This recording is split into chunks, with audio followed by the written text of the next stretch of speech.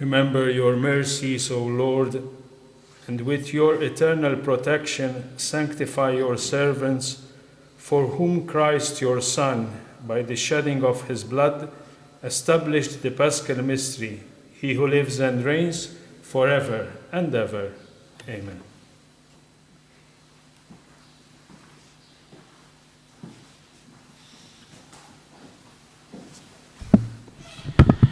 A reading from the prophet Isaiah. See, my servant will prosper. He shall be lifted up, exalted, rise to great heights. As the crowds were appalled on seeing him, so disfigured did he look, that he seemed no longer human. So will the crowds be astonished at him, and kings stand speechless before him. For they shall see something never told, and witness something never heard before. Who could believe that we have heard, and to whom has the power of the Lord been revealed? Like a sapling he grew up in front of us, like a root in arid ground, without beauty, without majesty, no looks to attract our eyes.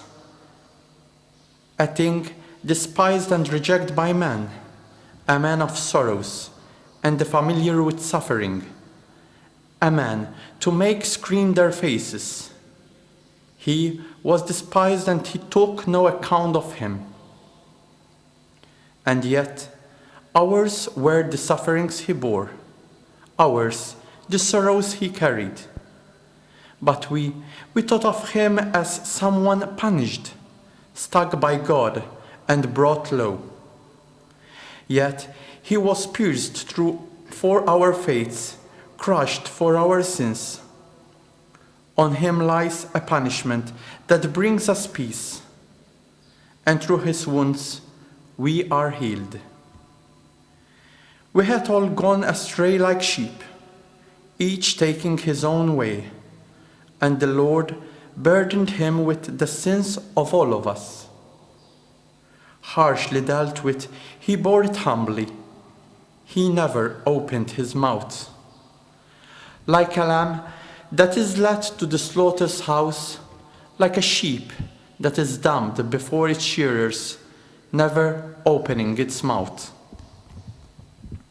By force and by law he was taken.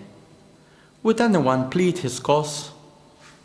Yes, he was torn away from the land of the living, for our faults, struck down in death.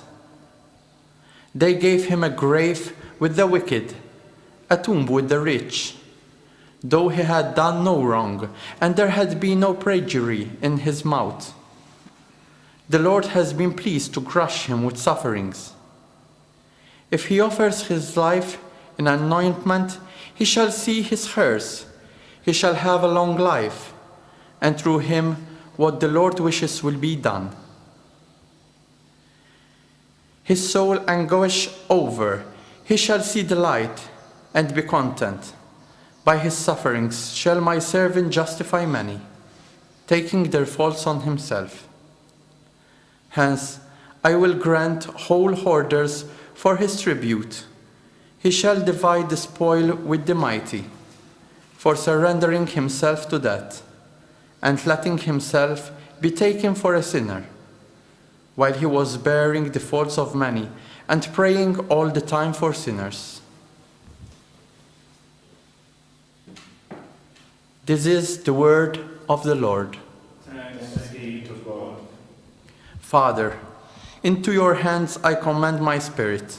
Father, into your hands I commend my spirit. In you, O Lord, I take refuge. Let me never put to shame. In your justice, set me free. Into your hands I command my spirit. It is you who will redeem me, Lord.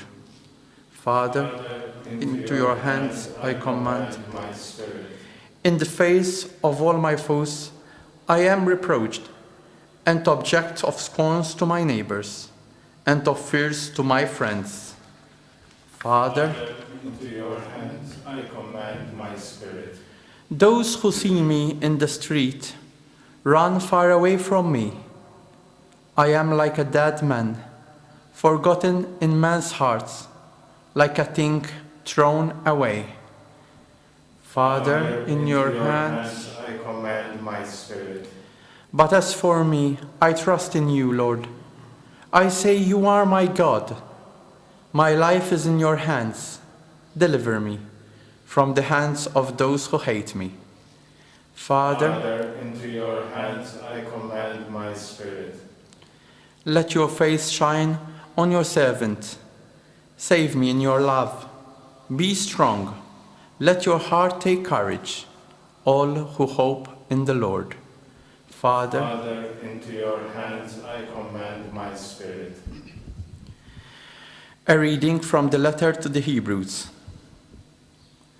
Since in Jesus, the Son of God, we have the supreme high priest who has gone through to the highest heaven, we must never let go of the faith that we have professed. For it is not as if we have a high priest who was incapable of feeling our weaknesses with us, but we have one who has been tempted in every way that we are, though he is without sin. Let us be confident, then, in approaching the throne of grace, that we shall have mercy from him and find grace when we are in need of help. During his life on earth, he offered up prayer, aloud and in silent tears, to the one who had the power to save him out of death. And he submitted it so humbly that his prayer was heard. Although he was Son, he learned to obey through suffering, but having been made perfect, he became for all who obeyed him the source of eternal salvation. This is the word of the Lord. Thanks be to God. Glory and praise to you, O Christ. Glory and praise to you, O Christ. Christ was humbler yet, even to accepting death on a cross. But God raised him high and gave him the name which is above all names. Glory and praise to you, O God.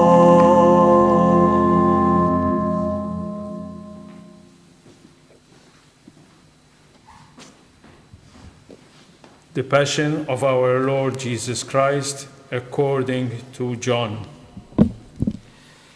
Jesus left with his disciples and crossed the Kedron Valley. There was a garden there, and he went into it with his disciples. Judas the traitor knew the place well, since Jesus had often met his disciples there. And he brought the Korah to this place together with a detachment of guards sent by the chief priests and the Pharisees, and all with lanterns and torches and weapons.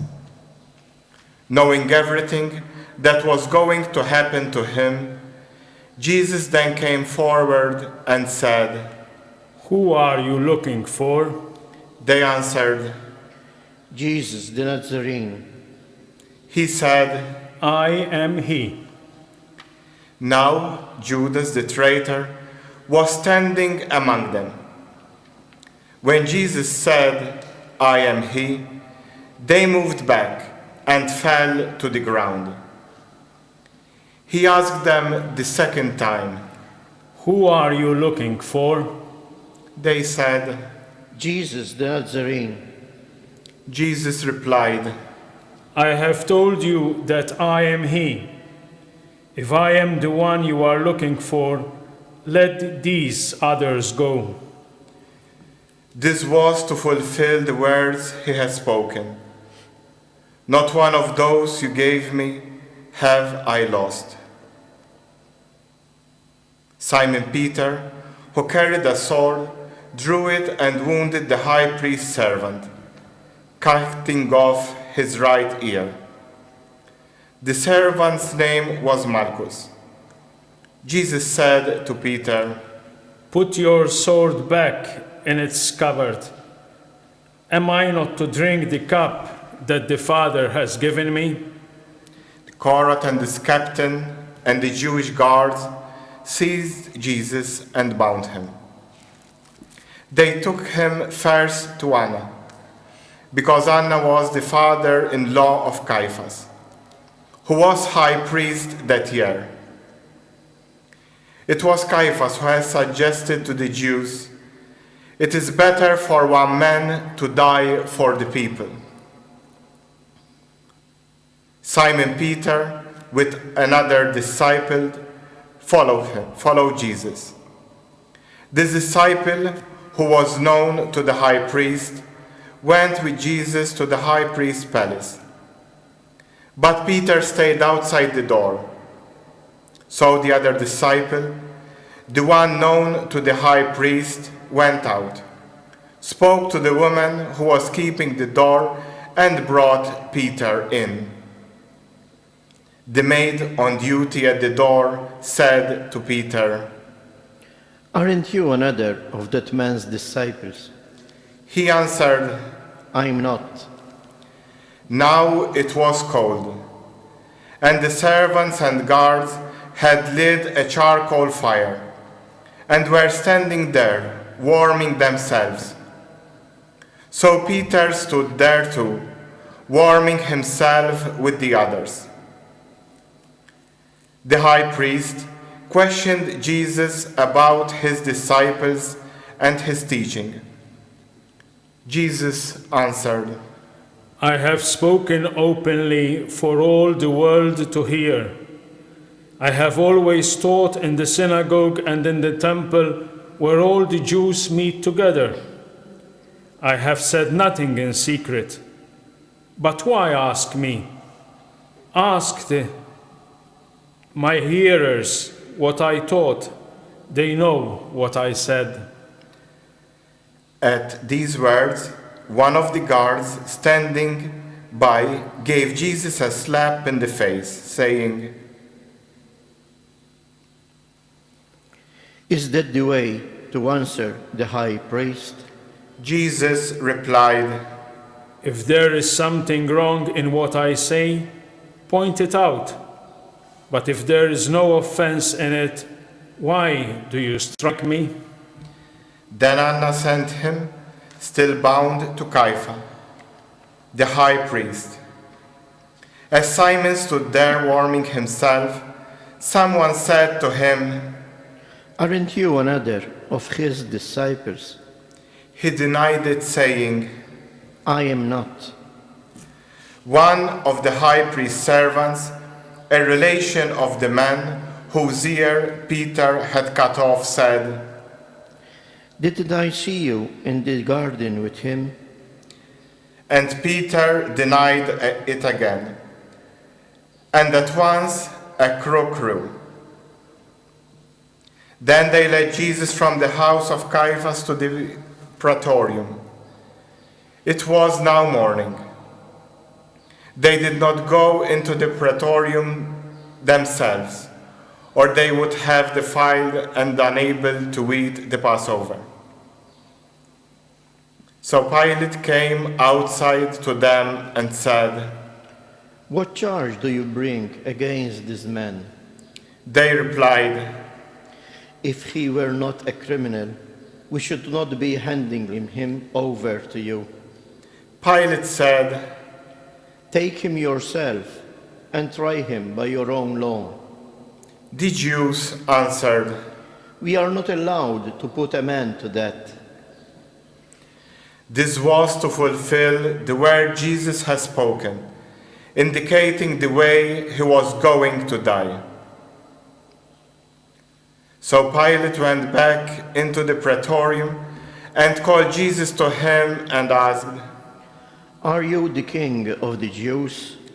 Jesus replied, Do you ask this of your own accord, or have others spoken to you about me?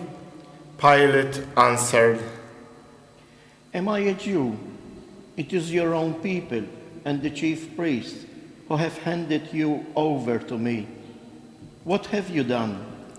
Jesus replied, Mine is not a kingdom of this world. If my kingdom were of this world, my men would have fought to prevent me being surrendered to the Jews. But my kingdom is not of this kind. Pilate said, "So you are a king then?" Jesus answered, It is you who say it. Yes, I am a king. I was born for this. I came into the world for this, to bear witness to the truth. And all who are on the side of truth, listen to my voice. Pilate said, "Truth? What is that?" and with that he went out to the Jews and said, "I found no case against him. But according to the custom of yours, I should release one prisoner at the Passover. Would you like me then to release the king of the Jews?" At this they shouted. "Not this man, but Barabbas." Barabbas was a brigand. Pilate then had Jesus taken away and scourged. And after this the soldiers twisted some thorns into a crown and put it onto his head and dressed him in a purple robe. They kept coming up to him and saying, "Hail, King of the Jews!" and they slapped him in the face. Pilate came outside again and said to them, "Look, I am going to bring him out to you to let you see that I find no case." Jesus then came out wearing the crown of thorns and the purple robe. Pilate said, "Here is the man." Then they saw him, the chief priest, and the guards shouted. "Crucify him! Crucify him!" Pilate said, "Take him yourself and crucify him. I can find no case against him." The Jews replied, "We have a law, and according to the law, he ought to die because he has claimed to be the Son of God." When Pilate heard them say this, his fears increased. Re-entering the praetorium, he said to Jesus, "Where do you come from?" but Jesus made no answer. Pilate then said to him, "Are you refusing to speak to me? Surely, you know I have the power to release you, and I have the power to crucify you." Jesus replied, You would have no power over me if it had not been given you from above.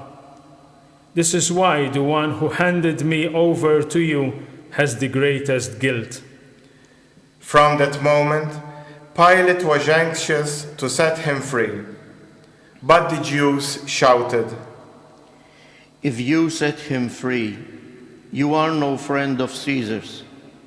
Anyone who makes himself king is defying Caesar." Hearing these words, Pilate had Jesus brought out and seated himself on the chair of judgment at a place called the Pavement, in Hebrew, Gabbatha. It was Passover preparation day, about the 6th hour. Pilate said to the Jews, "Here is your king." They said, Take him away, crucify him." Pilate said, "Do you want me to crucify your king?" The chief priests answered, We have no king except Caesar." So, in the end, Pilate handed him over to them to be crucified. They took charge of Jesus, and carrying his own cross, he went out of the city to the place of the skull, or, as it was called in the Hebrew, Golgotha, where they crucified him with two others, one on either side with Jesus in the middle. Pilate wrote out a notice and had it fixed to the cross. It ran, "Jesus the Nazarene, King of the Jews." This notice was read by many of the Jews, because the place where Jesus was crucified was not far from the city, and the writing was in Hebrew, Latin, and Greek. So the Jewish chief priest said to Pilate, "You should not write, 'King of the Jews,' but 'This man said, I am King of the Jews.'" Pilate answered, "What I have written, I have written." Then the soldiers had finished crucifying Jesus. They took his clothing and divided it into 4 shares, one for each soldier. His undergarment was seamless, woven in one piece from neck to hem. So they said to each other, "Instead of tearing it, let's throw these to decide who is to have it." In this way, the words of the scripture were fulfilled. "They shared out my clothing among them. They cast lots for my clothes." This is exactly what the soldiers did. Near the cross of Jesus stood his mother and his mother's sister, Mary, the wife of Cleophas, and Mary of Magdala. Seeing his mother and the disciples he loved standing near her, Jesus said to his mother, "Woman, this is your son. Then to the disciple he said, This is your mother."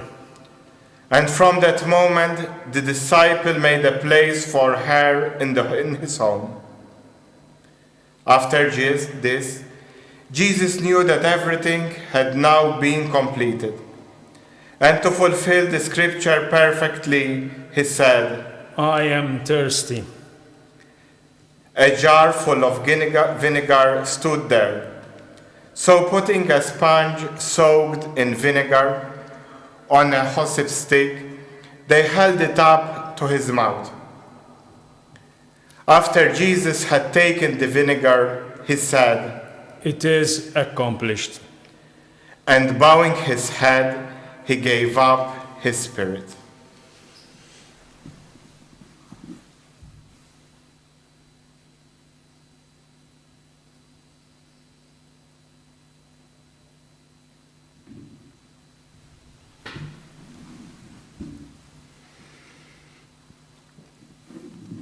It was preparation day, and to prevent the bodies remaining on the cross during the Sabbath, since that Sabbath was a day of special solemnity, the Jews asked Pilate to have the legs broken of the bodies and the bodies taken away.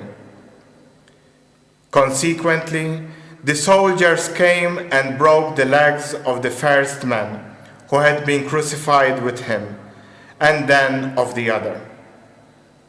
When they came to Jesus, they found he was already dead, and instead of breaking his legs, one of the soldiers pierced his side with a lance, and immediately there came out blood and water. This is the evidence of one who wrote it, trustworthy evidence, and he knows he's spoken the truth, and he gives it so that you may believe as well. Because all this happened to fulfill the words of Scripture, not one bone of his will he broke him. And again, in another place, Scripture says, they will look on the one whom they have pierced. After this, Joseph of Arimathea, who was a disciple of Jesus, thought through a secret one, because he was afraid of the Jews, asked Pilate to let him remove the body of Jesus. Pilate gave permission, so they came and took it away. Nicodemus came as well, the same one who had first came to Jesus at nighttime. And he brought a mixture of myrrh and aloes, weighing about 100 pounds. They took the body of Jesus and wrapped it with the spices in linen cloths, following the Jewish burial custom. At the place where he had been crucified, there was a garden, and in the garden a new tomb, in which no one had yet been buried. Since it was the Jewish day of preparation, and the tomb was near at hand, they laid Jesus there.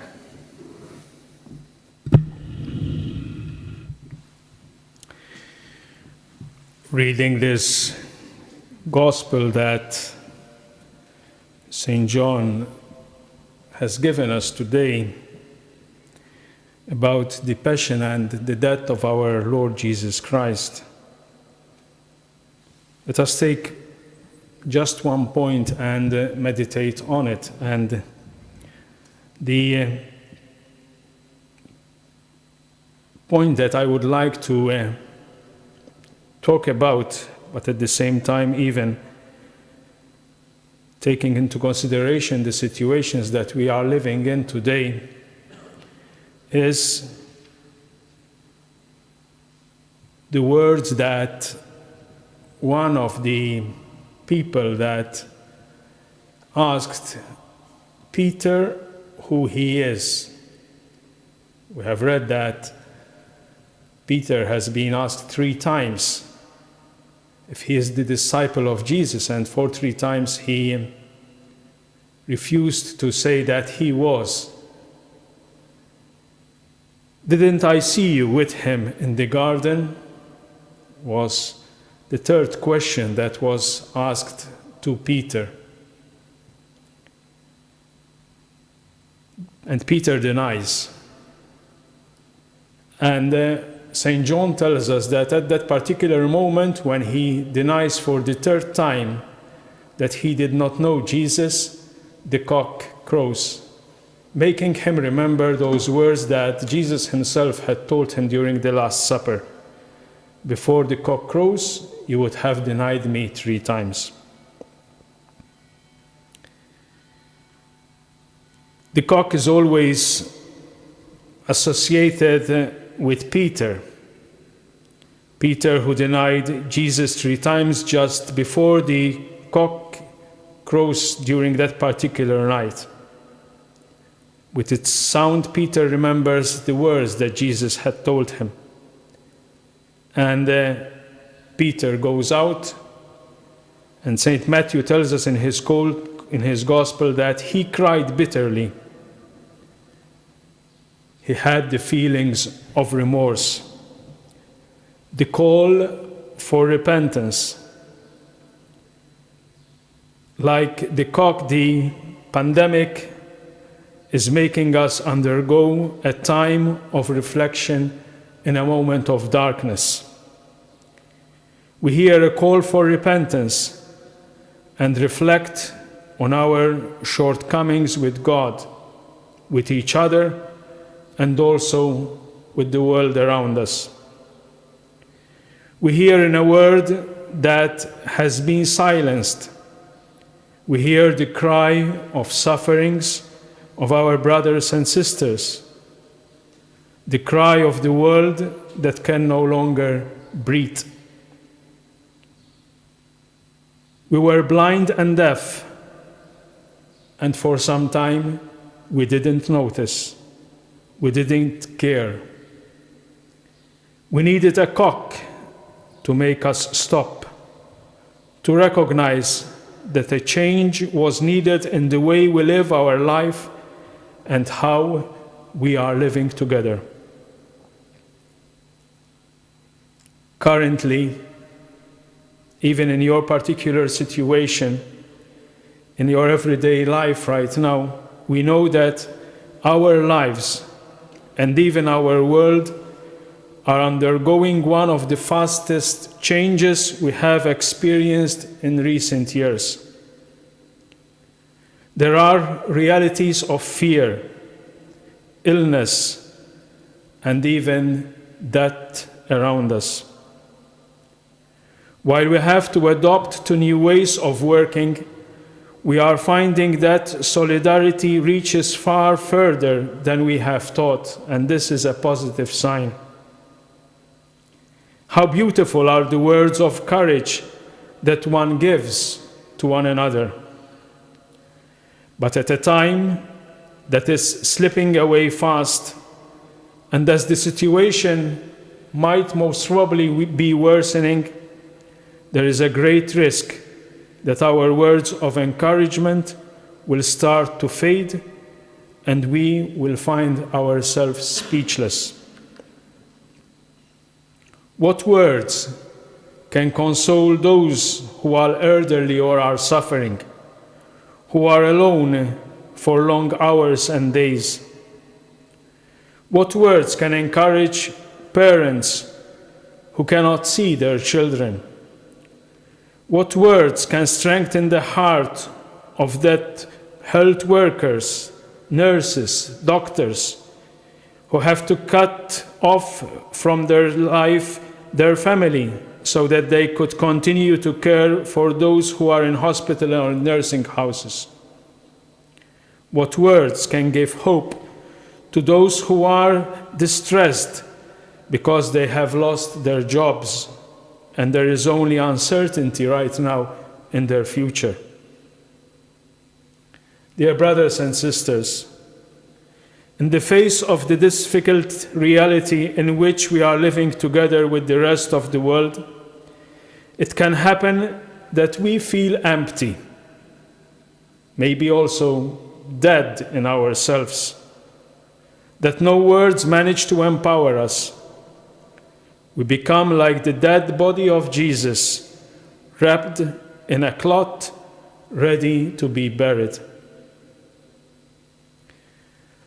During last Sunday's celebration of Palm Sunday, Pope Francis spoke these words, and he said, "Do not be afraid to devote your life to God and to others. It pays. For life is a gift we receive only when we give ourselves away. And our deepest joy comes from saying yes to love without ifs and buts, as Jesus did for us." And so, dear brothers and sisters, I tell you that this is a great test of our discipleship. It was easier to trust in God, to turn to Him when we were still in a time that we now see as better than the times we are living right now. But how much more difficult it is to keep trusting in God under difficult circumstances, to turn to Him in these moments of testing, to acknowledge Him through emptiness and death. But this is our fate. Jesus had to be buried, but He rose from the dead. The sound of the cock indicates to us that the dawn of a new day has come. Peter, listening to the cock, repented and started a new life of discipleship and following Jesus. With this pandemic, it is calling us to reflect, to believe, to trust in victory over darkness.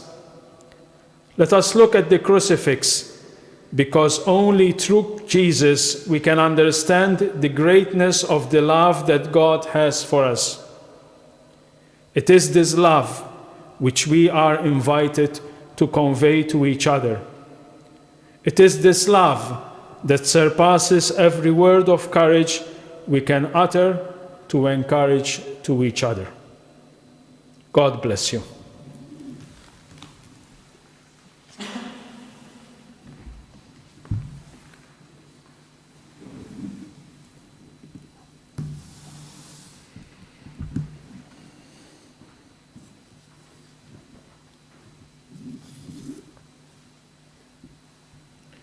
We will now continue this celebration with the solemn intercessions, where we will be praying not only for the church, but also for the catechumens that are preparing themselves in our parish in Tripoli to be baptized when time is possible, and also to all those who are in need, not only Christians, but also non-believers.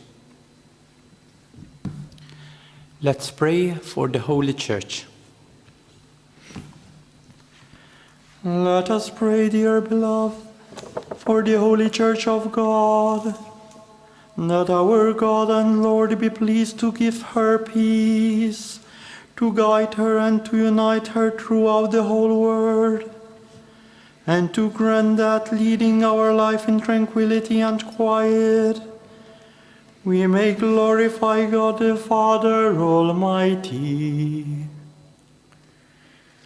Let us pray, dear beloved, for the Holy Church of God, that our God and Lord be pleased to give her peace, to guard her and to unite her throughout the whole world, and grant that, leading our life in tranquility and quiet, we may glorify God the Father Almighty.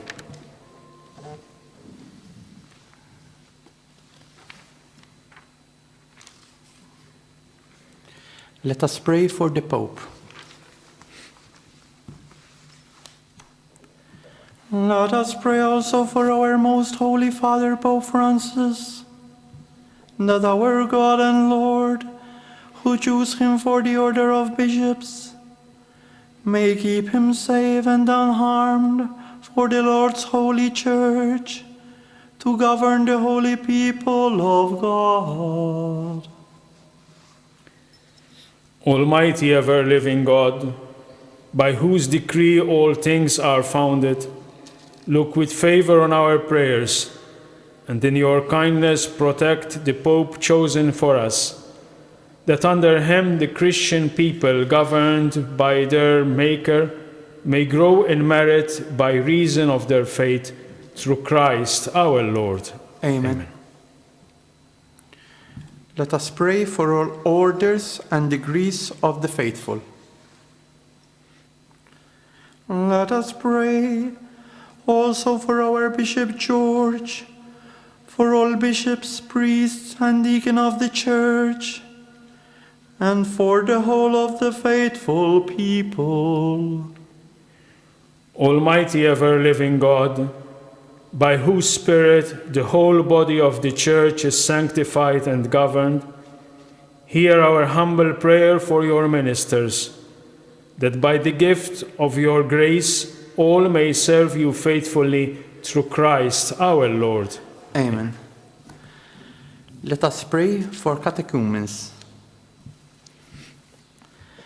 Let us pray also for our catechumens, that our God and Lord may open wide the ears of their inmost hearts, and unlock the gates of his mercy, that having received forgiveness of all their sins through the waters of rebirth, they too may be with Christ Jesus our Lord. Almighty ever-living God, who make your church ever faithful with new offspring, increase the faith and understanding of our catechumens, that reborn in the font of baptism, they may be added to the number of your adopted children through Christ our Lord. Amen. Let's pray for the unity of Christians. Let us pray also for all our brothers and sisters who believe in Christ, that our God and Lord may be pleased, as they live the truth, to gather them together and keep them in His one church. Almighty ever-living God, who gather what is scattered and keep together what you have gathered, look kindly on the flock of your Son, that those whom one baptism has consecrated may be joined together by integrity of faith and united in the bond of charity through Christ our Lord. Amen. Amen. Let us pray for the Jewish people. Let us pray also for the Jewish people, to whom the Lord our God spoke first, that He may grant them to advance in love of His name and in faithfulness of His covenant. Almighty ever-living God, who bestowed your promises on Abraham and his descendants, graciously hear the prayers of your church, that the people you first made your own may attain the fullness of redemption through Christ our Lord. Amen. Let us pray for those who do not believe in Christ. Let us pray also for those who do not believe in Christ, that enlightened by the Holy Spirit, they too may enter on the way of salvation. Almighty ever-living God, grant to those who do not confess Christ that by walking before you with a sincere heart, they may find truth, and that we ourselves, being constant in mutual love and striving to understand more fully the mystery of your life, may be made more perfect witnesses to your love in the world, through Christ our Lord. Amen. Let us pray for those who do not believe in God. Let us pray also for those who do not acknowledge God, that following what is right in sincerity of heart, that may find the way to God Himself. Almighty ever-living God, who created all people to seek you always by desiring you and by finding you, come to rest, grant, we pray, that despite every harmful obstacle, all may recognize the signs of your fatherly love and the witness of the good works done by those who believe in you, and so in gladness confess you, the one true God and Father of our human race, through Christ our Lord. Amen. Let's pray for those in public office. Let us pray also for those in public office, that our God and Lord may direct their minds and hearts according to His will, for the truth, peace, and freedom of all. Almighty ever-living God, in whose hand lies every human heart and the rights of peoples, look with favor, we pray, on those who govern with authority over us, that throughout the whole world the prosperity of peoples, the assurance of peace, and freedom of religion may through your gift be made secure, through Christ our Lord. Amen. Let's pray for the afflicted in time of pandemic. Let us pray also for all those who suffer the consequences of the current pandemic, that God the Father may grant health to the sick, strength to those who care for them, comfort to families, and salvation to all the victims who have died. Almighty ever-living God, only support of our human weakness, look with compassion upon the sorrowful condition of your children who suffer because of this pandemic. Release the pain of the sick. Give strength to those who care for them. Welcome into your peace those who have died. And throughout this time of tribulation, grant that we may all find comfort in your merciful love through Christ our Lord. Amen. Let us pray for those in tribulation. Let us pray, dearly beloved, to God the Father Almighty, that he may cleanse the world for all errors, banish disease, drive out hunger, unlock prisons, loosen fetters, granting to travelers safety, to pilgrims return, health to the sick, and salvation to the dying.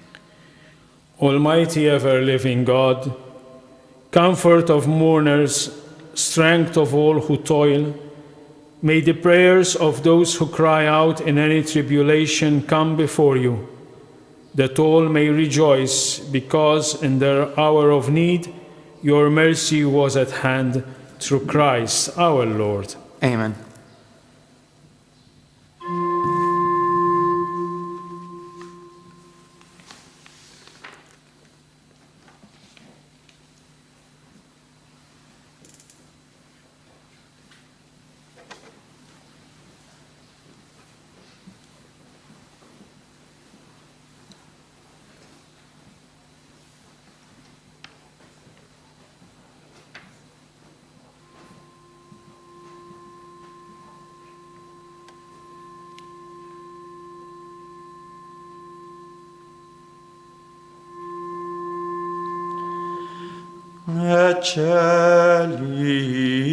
Eccelinium crucis.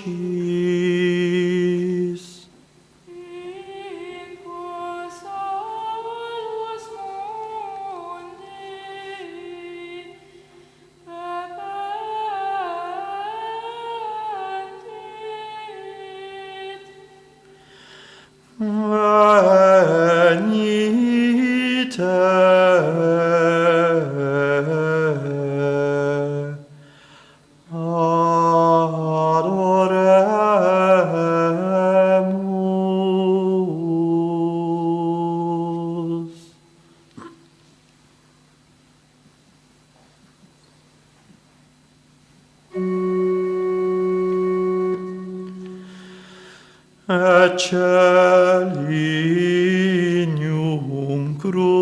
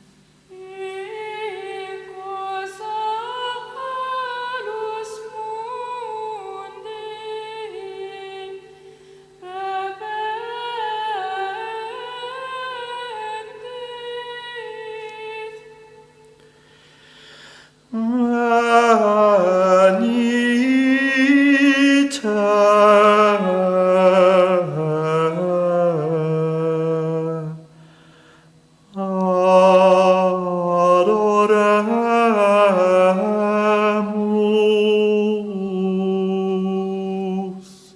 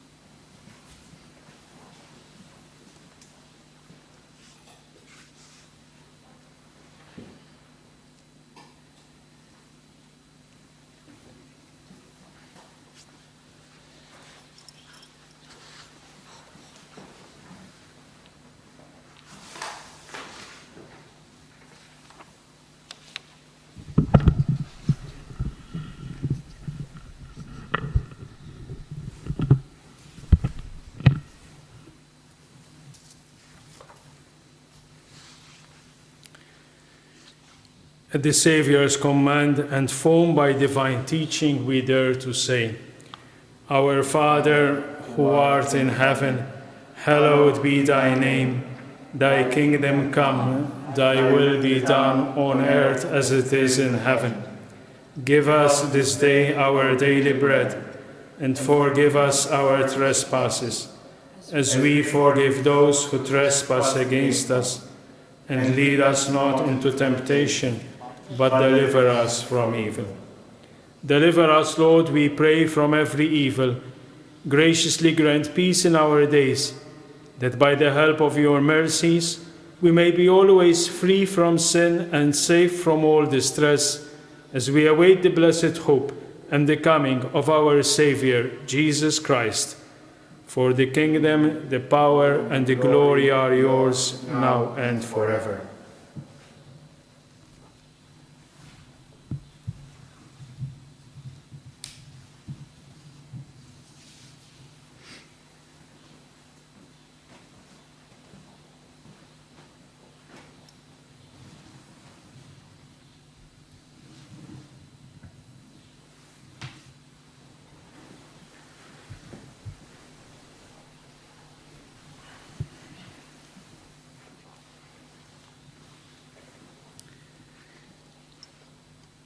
Behold the Lamb of God, behold him who takes away the sins of the world. Blessed are those who are called to the supper of the Lamb. Lord, I am not worthy that you should enter under my roof, but only say the word, and my soul shall be healed.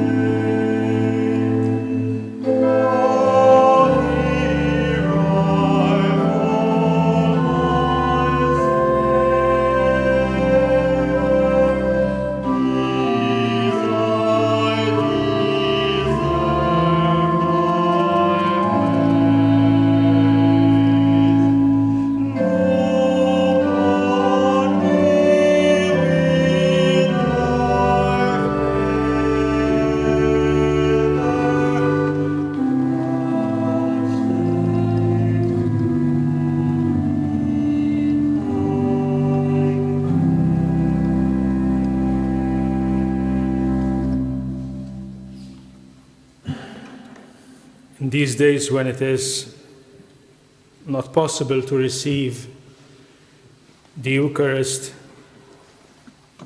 let us together say the act of spiritual communion.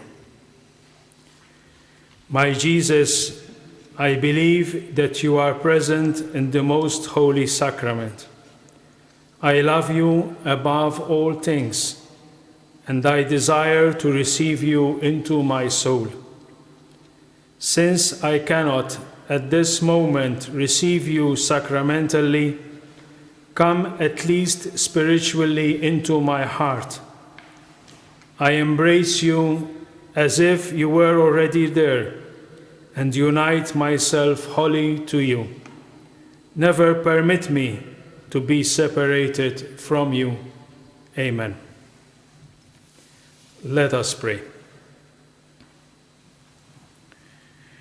Almighty, ever-living God, who have restored us to life by the blessed death and resurrection of your Son, preserve in us the work of your mercy, that by partaking of this mystery we may have a life unceasingly devoted to you, through Christ our Lord. Amen. May abundant blessings, O Lord, we pray, descend upon your people who have honored the death of your Son in the hope of their resurrection. May pardon come, comfort be given, holy faith increased, and everlasting redemption be made secure through Christ our Lord. Amen.